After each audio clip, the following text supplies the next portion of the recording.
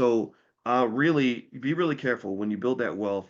Be thoughtful about who you share it with. I've mentioned that to you. Also, there's something called behavioral mimicry and herd behavior. So, one of my dissertation committee members was an expert in herd behavior. So, what happens is humans unconsciously copy behaviors of perceived leaders, even their spending habits. So you don't even do this consciously. You don't say, "Hey, I want to copy this person." People do it, and they think, "Oh no, I did this because I wanted to do it." But actually, the researchers say you're doing it and you don't even realize you're doing it. You're influencing, you don't even know you're being influenced. And so trend following tends to replace independent thinking. The celebrity effect fuels fads that drain your pockets. So the warning is that just because a crowd's cheering, that doesn't mean that you're headed somewhere good. And so what I would say to that is that this is one of the reasons why I call this class financial consciousness, because because you, a conscious person stops and says, okay, what am I doing? Why am I doing this? Right? You got to question yourself. You got to look at yourself in the mirror. That's another aspect of consciousness. Let me give an example. There was an experiment they did where it's Halloween, so this is perfectly appropriate. There was an experiment they did with little kids.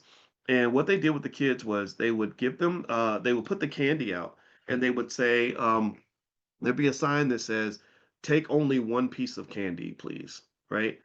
And of course, I mean, what do you think the kids did? What do y'all think? You think the kids like, listen, there's nobody around. You think they just took one piece and the candy was good? Come on now, right? So the kids would be in there like, and grab like a handful and run off or whatever. Okay, so then they did another version of the experiment where this time though there was still nobody that's going to stop you, but there was a mirror there.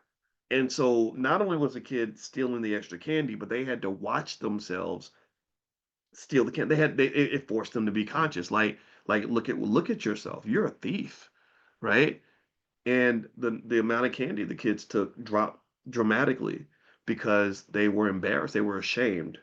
They because their consciousness was up. They were like, no, I don't want to be a thief. I don't want to be a liar. Right. So a lot of times when you stop and you look at yourself and you say, what am I doing? Why am I doing this? Who do I want to be?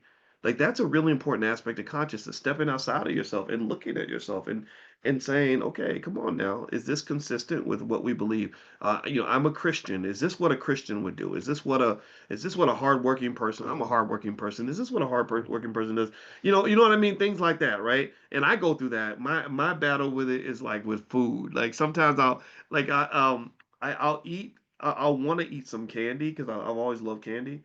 And my wife, she never tells me I can't eat it. She'll just go, boys, and I'll be like a mid bite, and I'll just like spit it out and be like, okay, yeah, because she's right.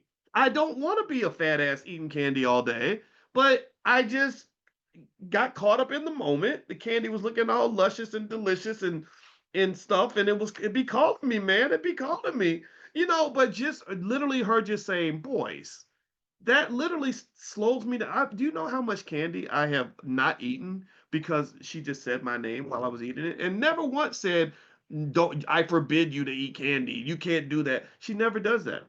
She just reminds me of the man that I want to be. I don't want to be a big sugar addict. I want to be healthy and strong, and I want to live a long time, right? So that's something to remember. Be conscious about who you are, and I would encourage you to monitor that every day. Every day, just make a little manifesto. That might be fun for yourself. But really, I mean, if you want to be a high flyer, this is my suggestion.